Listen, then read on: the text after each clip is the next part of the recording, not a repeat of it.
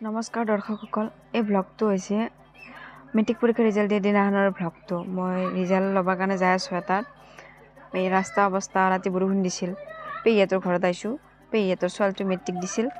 যাই কিনে দেখা পালোঁ মানে পৰিৱেশটো, বাহিৰৰ পৰিৱেশটো ইমান ধুনীয়া, কিন্তু ভিতৰৰ পৰিৱেশটো একদম চাওকচোন।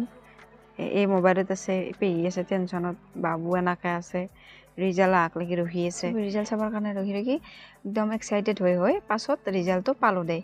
তাৰপিছত ৰিজাল্ট অহাৰ পিছতে টিচাৰ আহিল, তাক সম্বৰ্ধনা দিলে।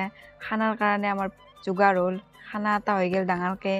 তাৰ মেট্ৰিক পৰীক্ষাত উত্তীৰ্ণ হোৱা সকলোকে আমাৰ ফালৰ পৰা অভিনন্দন জ্ঞাপন কৰিলোঁ।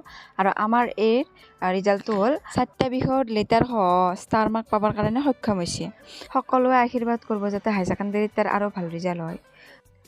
তো আজিৰ ব্লগটো ইয়াতে সামৰণি মাৰিলোঁ। নেক্সট মিনি ব্লগত আকৌ লগ পাম। Bye bye.